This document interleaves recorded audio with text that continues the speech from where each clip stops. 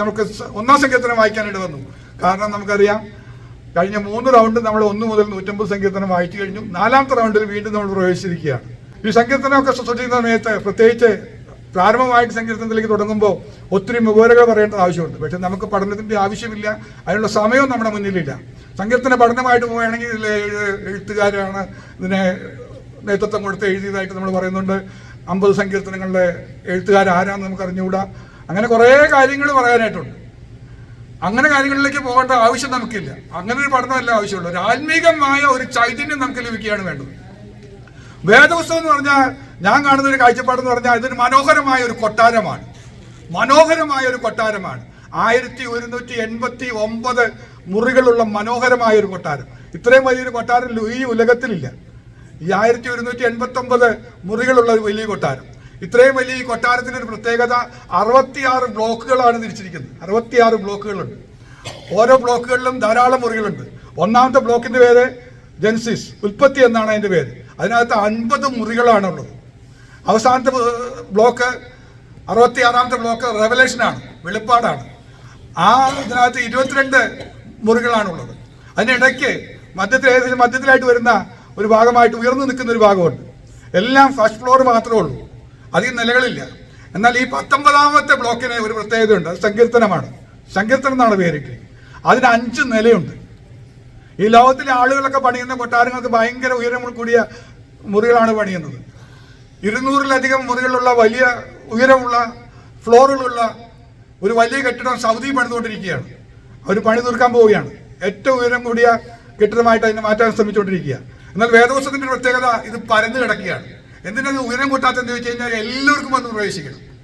മുടന്തുള്ളവനും പ്രയാസമുള്ളവനും വേദനയുള്ളവനും എല്ലാം ഇതിനകത്തേക്കൊന്ന് വരണം. ഇതിനകത്ത് വന്നു കഴിഞ്ഞാൽ ലഭിക്കുന്ന ചൈതന്യങ്ങൾ അത്ര വലുതാണ്. ഈ 19ാമത്തെ ഈ ബ്ലോക്കില് ഈ സെക്ഷനിൽ നമുക്ക് കാണാനായിട്ട് 150 മുറികളുണ്ട്. ഏറ്റവും അധികം മുറികളുള്ള ഒരു ബ്ലോക്കാണ് ഈ സാംസ് എന്ന് പറയുന്ന സങ്കീർത്തനം എന്ന് പറയുന്ന ഈ ബ്ലോക്ക്. അതിനകത്ത് 150 മുറികളുണ്ട്. അതിലെ 1ാമത്തെ മുറിയിലേക്ക് നമ്മൾ പ്രവേശിക്കാൻ പോവുകയാണ്. അതൊന്ന് കാണണ്ടേ, അതിന്റെ മനോഹാരിത ഒന്ന് കാണണ്ടേ. അവിടേക്ക് കയറുന്ന സമയത്ത് ചില വ്യവസ്ഥകളൊക്കെ പറഞ്ഞിട്ടുണ്ട്. ടിക്കറ്റ് ഫ്രീയാ. കാരണം ഇതിന്റെ പൈസ എല്ലാം കർത്താവ് അടച്ചിട്ടുണ്ട്. കാൽവരി ക്രൂശിൽ നമുക്ക് വേണ്ടി അതിന്റെ വില കൊടുത്തു വെച്ചിരിക്കുക. അതുകൊണ്ട് നമുക്ക് ചെന്ന് കയറാം, ധൈര്യമായി ചെന്ന് കയറാം. പക്ഷെ ചില വ്യവസ്ഥകൾ പറയുന്നുണ്ട്. ഇതിനകത്ത് വരുന്നവർക്ക് ഈ മുറിയിലേക്ക്, ഈ കൊട്ടാരത്തിലേക്ക് പ്രവേശിക്കണമെങ്കിൽ, പ്രത്യേകിച്ച് ഈ ബ്ലോക്കിലേക്ക് കയറണമെങ്കിൽ പ്രത്യേകം പറയാണ്, അവർ ദുഷ്ടന്മാരുടെ ആലോചന പ്രകാരം നടക്കാൻ പാടില്ല. ഇവിടേക്ക് കടക്കുന്ന ആളുകൾ പിന്നെ ശ്രദ്ധിക്കേണ്ടത് മുഴുവൻ കർത്താവിന്റെ ആലോചനകൾ കേട്ടുകൊണ്ട് വേണം ഇതിനകത്ത് കയറാൻ. കർത്താവിന്റെ ആലോചന കേട്ടുകൊണ്ട് വേണം കയറാൻ, ദുഷ്ടന്മാരുടെ ആലോചന കേൾക്കാതെ. പിന്നെ പറയാണ്, പരിഹാസികളുടെ പാപികളുടെ വഴിയിൽ നിൽക്കരുത്. ഈ കയറി വരുന്ന സമയത്ത് സ്റ്റാർട്ട് ചെയ്ത് കഴിഞ്ഞാൽ പിന്നെ നിൽക്കണ പരിപാടിയില്ല, അങ്ങനെ മുന്നോട്ട് പോയിക്കൊണ്ടേയിരിക്കണം. അടുത്ത പറയാണ്, പരിഹാസികളുടെ ഇരിപ്പിടത്തിൽ അവരുടെയും കാണുന്ന സീറ്റിലൊന്നും ഇരിക്കാൻ പാടില്ല. നിങ്ങൾക്ക് ഇരിക്കാനുള്ള സ്ഥലം തരും. ആ സ്ഥലം അതിനകത്ത് പറഞ്ഞിട്ടുണ്ട്, അവിടെയാണ് ഇരിക്കേണ്ടത്. അപ്പം നമ്മൾ ചിന്തിക്കും, ഇതിൻ്റെ ഒരു പ്രത്യേകത എന്താണ്? സാധാരണ കൊട്ടാരങ്ങളിൽ പോകുന്ന പോലെ നമുക്ക് നിൽക്കാൻ പാടില്ല, ഇരിക്കാൻ പാടില്ല. അവിടെ പറഞ്ഞിങ്ങനെയാണ്, നിൽക്കാൻ പാടില്ല, ഇരിക്കാൻ പാടില്ല, നടക്കാൻ പാടില്ല. പിന്നെ എന്ത് ചെയ്യും? പിന്നെ എങ്ങനെ വേണം ഇതിനകത്ത് പ്രവേശിക്കാൻ? ഇതിനകത്ത് ഈ കൊട്ടാരത്തിലേക്ക് കയറുന്നവർ ശ്രദ്ധിക്കേണ്ട ഒരു കാര്യം, ഓടണം, ഓടിക്കാണണം. 150 മുറികളിൽ ഒന്ന് കാണണമെന്നുണ്ടെങ്കിൽ നമുക്ക് ഓടി തന്നെ പോകണം. അങ്ങനെ വേണം പോകാൻ. അതിനകത്ത് ചെല്ലുമ്പോൾ കാണുന്ന കാഴ്ച എന്താണെന്ന് വെച്ച് കഴിഞ്ഞാൽ, മനോഹരമായ ഒരു പുസ്തകം വെച്ചിട്ടുണ്ട്. ആ പുസ്തകം വായിക്കാനായിട്ട് നമ്മൾ സ്വാഗതം ചെയ്യുകയാണ്. വായിച്ചാലൊരു പ്രത്യേകത, നിർത്താൻ തോന്നില്ല. രാവും പകലും ഇരുന്ന് വായിക്കാൻ തോന്നും. അതെന്തിനാ വായിക്കാൻ പറയുന്നതെന്ന് വെച്ച് കഴിഞ്ഞാൽ, ഈ കൊട്ടാരത്തിൽ വരുന്നവരെ സന്തോഷിക്കാനായിട്ട് സാധാരണ ആളുകൾക്കൊക്കെ കൊട്ടാരത്തിൽ വരുന്നവർക്ക് വിരുന്ന് കൊടുക്കാറുണ്ട്. വീഞ്ഞും മറ്റ് സദ്യയൊക്കെ ഒരുക്കിയിട്ടാണ് സന്തോഷിപ്പിക്കല്. എന്നാൽ ഈ കൊട്ടാരത്തിൽ പ്രത്യേകത എന്താണെന്ന് വെച്ചാൽ, വരുന്നവർക്ക് ഒരു പുസ്തകം എടുത്തു കൊടുക്കും, വായിക്കാൻ പറയും. അത് വായിച്ചു കഴിഞ്ഞാലുള്ള പ്രത്യേകത പറയാ, പിന്നെ ഭയങ്കര സന്തോഷമാണ്. എത്ര ദുഃഖത്തോടെ വന്നെങ്കിലും ഇവര് നിയമങ്ങളൊന്നും ശരിയില്ല എന്നൊക്കെ പറഞ്ഞാൽ ഇതിനകത്ത് കയറി വന്നത്. എന്താ വെച്ചാൽ നിൽക്കാൻ പറ്റില്ല, നടക്കാൻ പറ്റില്ല, ഇരിക്കാൻ പറ്റില്ല എന്നൊക്കെ പറഞ്ഞ് ഓടണ്ടെന്ന് ഓർത്ത് വ്യസനിച്ച് വന്ന് കയറിയതാ. ഓടി വന്ന് കയറിയപ്പോ ഈ പുസ്തകം കിട്ടി. ഓ, ഇതാണോ ഇനി വായിക്കേണ്ടതെന്നൊക്കെ പറഞ്ഞ് നിന്ന ആളുകള് വായിച്ചു തുടങ്ങിയപ്പോ ഒരു സംഭവം മനസ്സിലാകുകയാണ്. അതുവരെ ഉണ്ടായിരുന്ന എല്ലാ അവസ്ഥയും മാറി അങ്ങ് സന്തോഷം വരാൻ തുടങ്ങി. ഇതാണ് എന്റെ പ്രത്യേകത. സാധാരണ കൊട്ടാരത്തിൽ വന്ന് കണ്ടുപോകുന്ന പോലെയല്ല. ഇവിടെ വന്ന് കയറിയ എല്ലാവർക്കും പുത്തൻ അനുഭവം കിട്ടുകയാണ്. അതിന് ഏറ്റവും വലിയ അനുഗ്രഹം എന്ന് പറഞ്ഞാൽ സന്തോഷമാണ്. ദൈവമക്കളെ, ഈ പുസ്തകം വായിക്കുമ്പോൾ സന്തോഷം ലഭിക്കുന്നവർ, അത് അനുഭവിക്കുന്നവർ രാവും പകലും വായിക്കും. അതാണ് അതിന്റെ പ്രത്യേകത. ഇനി അത് മാത്രമല്ല, അതിന് 2 പ്രത്യേകതകളോട് പറയുന്നുണ്ട്. അതൊന്ന് വായിച്ചാലോ? ആ 3-ാം വാക്യം ഒന്ന് വായിച്ചേ.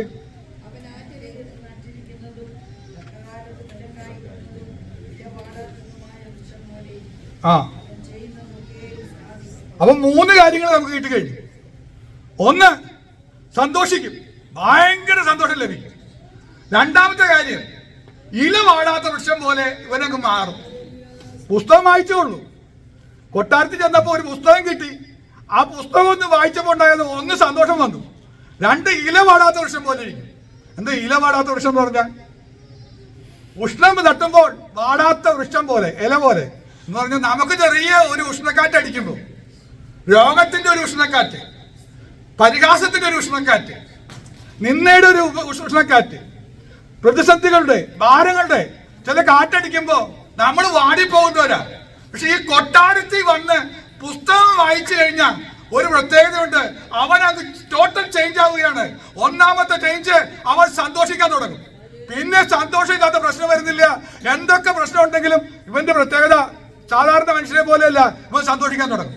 2ാമത്തെ പ്രത്യേകത എന്ന് പറഞ്ഞാൽ കാര്യങ്ങൾ വരുമ്പോൾ വാടില്ല.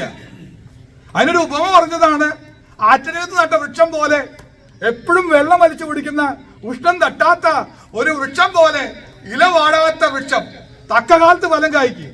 അതായത് പ്രതിസന്ധികളും ഭാരങ്ങളും വരുമ്പോ തക്കതായത് വായിന്ന് പുറത്തു വരും, ആശ്വാസ വചനങ്ങൾ പുറത്തു വരും. എങ്ങനെയാത്? കഷ്ടത സഹിഷ്ണുതയും, സഹിഷ്ണുത സിദ്ധതയും, സിദ്ധത പ്രത്യാശ ഉളവാക്കുന്നതെന്ന് പറഞ്ഞ് കഷ്ടങ്ങളിലും സന്തോഷിക്കും, പ്രശംസിക്കും. സംഗതി അങ്ങ് ടോട്ടൽ ചേഞ്ചാ.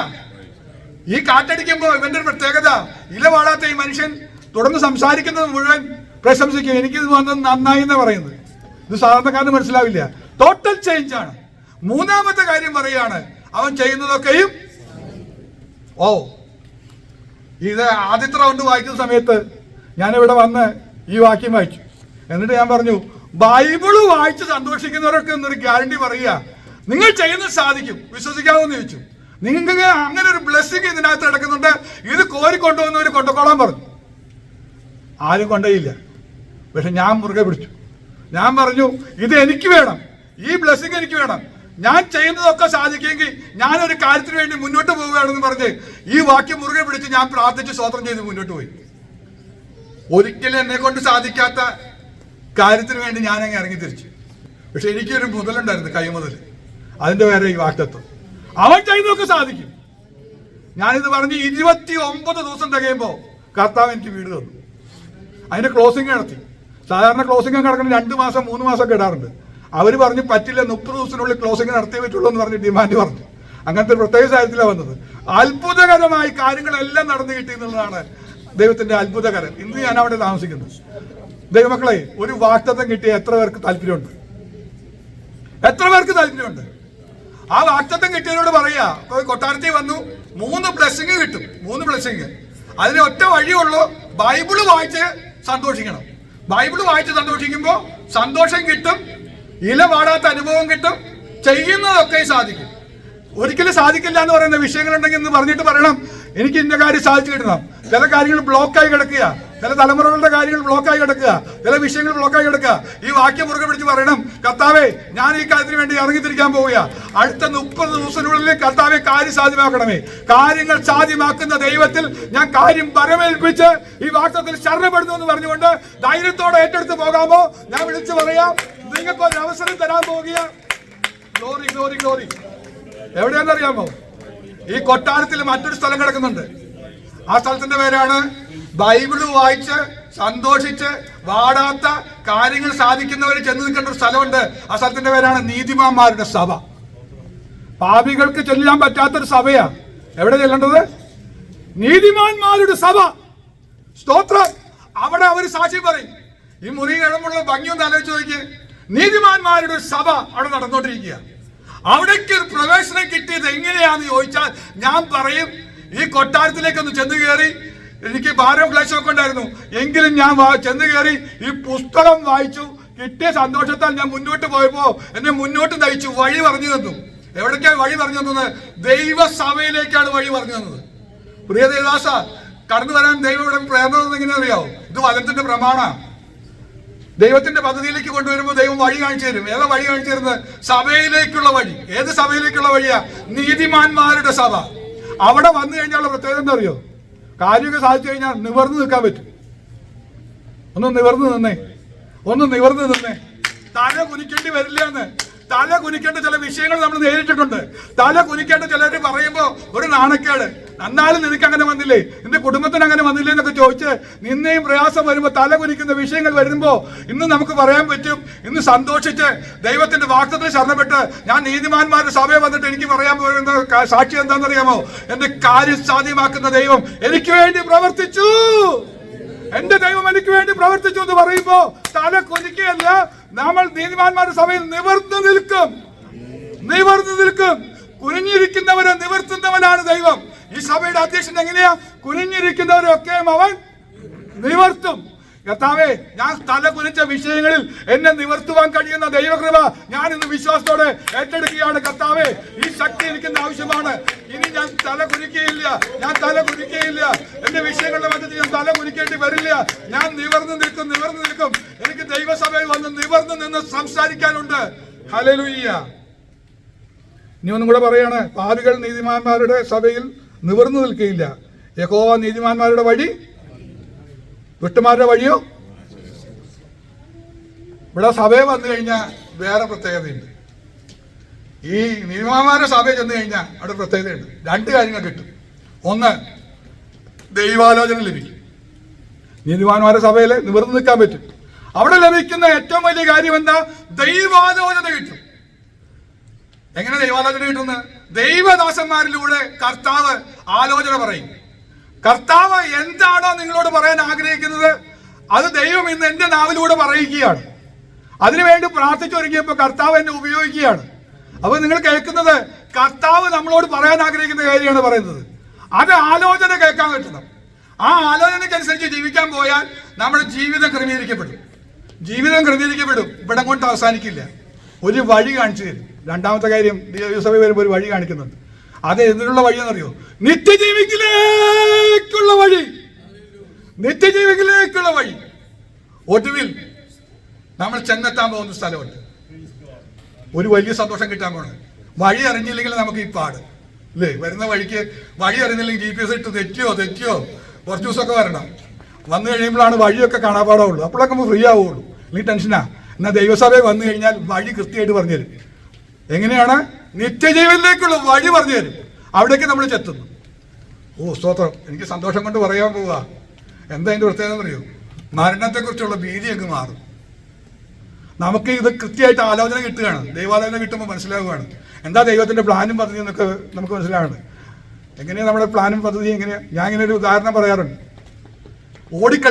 കുട്ടി ഓടിക്കളിച്ച് കുറേ ഓടിക്കളിച്ചു കാര്യങ്ങളൊക്കെ ചെയ്ത് കഴിഞ്ഞപ്പോൾ ക്ഷീണിക്കുന്ന സമയത്ത് അമ്മ വിളിച്ചിട്ട് പറയും, മതി മോനെ, കളിച്ചത് മതി എന്ന് പറഞ്ഞ് അടുത്ത് വന്ന് ഇനി ഉറങ്ങിക്കോന്ന് പറഞ്ഞ് ഒന്നിങ്ങനെ ആശ്വസിപ്പിച്ച് ഒരു പാട്ടൊക്കെ പാടി കൂടെ കിടത്തി ഒന്ന് തലോടി ഉറക്കുന്നൊരു പരിപാടിയുണ്ട്. സ്തോത്രം. അതാണ് മരണം. നമ്മളെ സംബന്ധിച്ചത് തിരിച്ചറിയുക. ക്ഷീണമൊക്കെ വന്നു, രോഗം വന്നു, നമ്മൾ ക്ഷീണിച്ചു കഴിയുമ്പോൾ സമയമാകുമ്പോൾ പറയും ഇനിയും ഒന്നും മതി, നീ കളിക്കണ്ട, നീ ഓടണ്ട. ഓട്ടം തികച്ചു. മതി മോനെ, ഇന്നത്തെ ഓട്ടം മതി വാന്ന് പറഞ്ഞ് നമ്മൾ ചേർത്തണച്ചിട്ട് ആ തിരുമാറിവിൽ നമ്മൾ കിടന്നുറങ്ങുന്ന ഒരു നിദ്രയുണ്ട്. അങ്ങനെയാണോ അത്? അതെ. നമ്മുടെ ജീവൻ ക്രിസ്തുവിൽ മറഞ്ഞിരിക്കുന്നു. ഇനി ഒന്നുകൂടെ പറഞ്ഞാൽ ലാസറെ ഉണർത്താൻ പോകുന്നു പറയുന്നു. എന്നിങ്ങനെ ഉറക്കി കിടത്തില്ല, ഉറക്കിയിട്ട് ഒരു ദിവസം ഉണർത്തും. എന്തിനാ ഉണർത്തുന്നതെന്ന് അറിയാമോ? എന്ന് പറയും ഇന്ന് നമ്മൾ കല്യാണത്തിന് പോകാന്ന് പറയും. മണവാളന്റെ കല്യാണം വന്നുവല്ലോ, കുഞ്ഞാട്ടിന്റെ കല്യാണം വന്നുവല്ലോ എന്ന് പറയുന്ന ഒരു ദിവസമുണ്ട്. അന്ന് നമ്മൾ തട്ടി ഉണർത്തി ശോഭിതമായ കല്യാണ വസ്ത്രമൊക്കെ നേടിയിച്ച് നമ്മൾ ആ കല്യാണത്തിൽ നിന്ന് പോകും. അങ്ങനെയാണ് ഈ ക്ലേശങ്ങളൊന്നും നമ്മളെ സംബന്ധിച്ച് ഒന്നുമല്ല. നമ്മുടെ വലിയ ഭാഗ്യം അതാ. ഈ ഭാഗ്യം നമുക്ക് കിട്ടണ്ടേ? നമ്മെ ചേർത്തണയ്ക്കാൻ ഒരു പിതാവുണ്ട്. നമ്മെ ആശ്വസിപ്പിച്ച് ഉണർത്തുവാനും ഒരു പിതാവിന്റെ സ്നേഹം. ഇതൊക്കെ ഒന്ന് തിരിച്ചറിഞ്ഞത് എവിടെ വെച്ചാന്നറിയാമോ? ഈ കൊട്ടാരത്തിൽ ചെന്ന് കയറി നീതിമാന്മാരുടെ സഭ നടക്കുന്നവർക്ക് ചെന്നപ്പോഴാണ് അവിടെ വെച്ചാൽ ഇതൊക്കെ കേട്ടത്. അവിടെ വെച്ച് ഇതൊക്കെ കേൾക്കാൻ പറ്റുള്ളൂ, ഈ ആലോചന കേൾക്കാൻ പറ്റുള്ളൂ, ഈ വഴി ഏതാണെന്ന് മനസ്സിലായതൊക്കെ അവിടെ വെച്ചാ. അങ്ങനെയാണെങ്കിൽ നന്ദിയോടെ നമ്മുടെ ദൈവത്തെ കൂടെ സ്തുതിക്കാൻ. കർത്താവേ, ഞങ്ങൾക്ക് തന്ന ഈ മഹാഭാഗ്യത്തിനായി നന്ദിയോടെ അങ്ങ് സ്തുതിക്കുന്നു. കർത്താവേ, ഞങ്ങൾ പ്രതീക്ഷിച്ചതല്ല ഈ കൊട്ടാരത്തിലേക്ക് ഒരു പ്രവേശനം. കർത്താവേ, അങ്ങ് ഞങ്ങൾക്ക് ദാനമായി തന്നതാ. അർഹതയില്ല, യോഗ്യതയില്ല, കുലമഹിമയില്ല, പ്രശംസിക്കാൻ ഒന്നുമില്ല. എങ്കിലും അങ്ങനെ സ്നേഹം മാടി വിളിച്ചു, വാ മോനെ, വാ മോനെ, വന്ന് വരുവിൻ, വരുവിൻ, വരുവിൻ, വരുവിൻ. യേശു വിളിച്ചപ്പോ വന്ന് കയറി. മറക്കണ്ട, സ്നേഹത്തോടെ ചേർത്ത് പിടിച്ച് നമ്മൾ പറയണം, ഈ തിരുവചനം എനിക്ക് സന്തോഷിപ്പിച്ചുകൊണ്ടിരിക്കുക എന്ന്. കർത്താവേ, ഈ വചനം എന്നെ സന്തോഷിപ്പിച്ചതിനായി നന്ദിയോടെ ദൈവത്തെ ഒന്ന് സ്തുതിക്കാം. Hallelujah, hallelujah. ഞാൻ വാക്കുകൾ ചുരുക്കിയാണ്. ദൈവം നമ്മെ ഈ വചനങ്ങളാൽ അനുഗ്രഹിക്കുമാറാകട്ടെ.